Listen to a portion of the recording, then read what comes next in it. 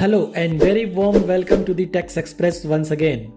आज के इस इंपॉर्टेंट वीडियो में जानेंगे जीएसटी पोर्टल पर आई एक बड़ी अपडेट के बारे में। बने रहिए इस वीडियो के अंत तक और जानिए DRC 01B क्या है और इसकी कंप्लायंस आपको कब और कैसे करनी है। जीएसटी पोर्टल पर DRC 01B लॉन्च किया गया है। ये बेसिकली एक सिस्टम जनरेटेड इंटीमेशन है जो उन टैक्स पेयर्स को अलर्ट करेगी जिनके केस में किसी भी टैक्स पीरियड के GSTR 1 एंड 3B में शो की गई आउटपुट लायबिलिटी में डिफरेंस है।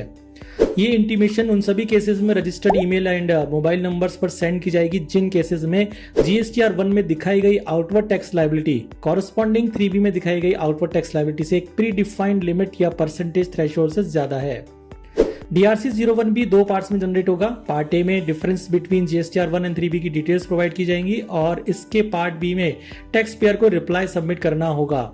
रिप्लाई सबमिट नहीं किए जाने पर सब्सिक्वेंट टैक्स पीरियड का GSTR 1 या IFF फाइल नहीं करने दिया जाएगा।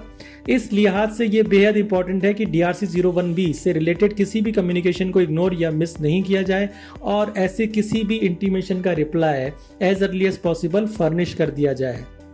जीएसटी पोर्टल पर DRC 01B को चेक करने के लिए सर्विसेज टैब के अंतर्गत रिटर्न्स और रिटर्न्स कंप्लायंस को क्लिक करना होगा। रिटर्न कंप्लायंस वाले टैब में liability mismatch DRC 01B view कर सकते हैं।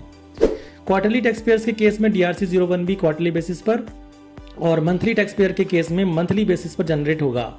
अगर tax payer additional tax liability को एक्सेप्ट करता है तो DRC 03 के जरिए उस एडिशनल टैक्स लायबिलिटी को डिस्चार्ज करना होगा और पार्ट बी में DRC 03 का ARN एंटर करना होगा। लेकिन DRC 03 should have been filed on और after the date of DRC 01B। अगर टैक्स पेयर के पास डिफरेंस को एक्सप्लेन करने का कोई वैलिड रीजन है तो वह पार्ट बी में एप्रोप्रिएट ऑप्शन सेलेक्ट करके अपना रिप्लाई सबमिट कर सकते हैं। हर ऑप्शन के साथ टैक्स पेयर को डिफरेंस के रीजंस को टेक्स्ट बॉक्स में एक्सप्लेन भी करना होगा। DRC 01B में जो रीजन असाइन किए गए हैं वो इस तरह हैं। Number 1, excess liability paid in earlier tax period. इस ऑप्शन का इस्तेमाल उन केसेस में करें जिनमें आपने प्रीवियस टैक्स पीरियड में 3B में ज्यादा टैक्स लायबिलिटी डिक्लेयर कर दी हो जिसका एडजस्टमेंट आपने संबंधित टैक्स पीरियड की 3B में लायबिलिटी को रिड्यूस करके किया हो।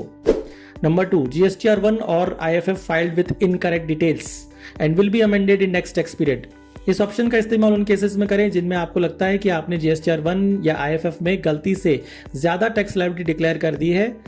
ऐसा किसी भी टाइपिंग एरर की वजह से भी हो सकता है जैसे एक एडिशनल जीरो लग जाना। Number 3, some transactions of earlier tax period shown in concern tax period. यदि आपने प्रीवियस टैक्स पीरियड का कोई अमेंडमेंट कंसर्न टैक्स पीरियड के GSTR 1 या IFF में किया हो है जिसकी वजह से 1 में लायबिलिटी ज्यादा शो हो रही हो तो आप इस ऑप्शन को सेलेक्ट करके इसे एक्सप्लेन कर सकते हैं। Number 4, mistake in reporting advances. Number 5, any other reasons. DRC 01B को लेकर GSTN पोर्टल द्वारा एक डिटेल्ड एडवाइजरी भी अवेलेबल है जिसमें स्क्रीनशॉट्स के जरिए step by step filing of DRC 01B को एक्सप्लेन किया गया है। जहां तक GSTR 1 एंड 3B में आउटपुट टैक्स लायबिलिटी के डिफरेंस का सवाल है, हम सभी जानते हैं कि ये सब्जेक्ट मैटर सेक्शन 61 के अंतर्गत ASMT 10 में स्क्रूटनी नोटिस में भी कवर्ड है। यानी डिपार्टमेंट के पास पहले से ही इन केसेस में इंक्वायरी करने और डिटेल्ड एक्सप्लेनेशन सॉर्ट करने की पावर और फैसिलिटी अवेलेबल है। ASMT 10 के केस में मिनिमम 30 डेज का टाइम पीरियड अवेलेबल होता है लेकिन DRC 01B में सिस्टम जनरेटेड नोटिस इशू होने पर आपको सिर्फ with in 7 days proper explanation और सही रीजन के साथ इसका रिप्लाई फाइल करना पड़ेगा।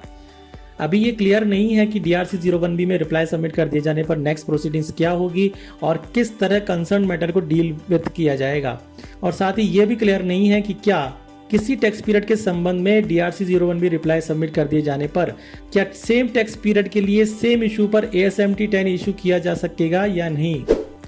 तो ये थी GST से जुड़ी एक इंपॉर्टेंट अपडेट। टैक्सेशन से जुड़े ऐसे ही regular updates, case law analysis, query resolutions के लिए देखते रहिए आपका अपना द टैक्स एक्सप्रेस। चैनल को सब्सक्राइब करके बेल आइकन प्रेस करना ना भूलें। Thank you.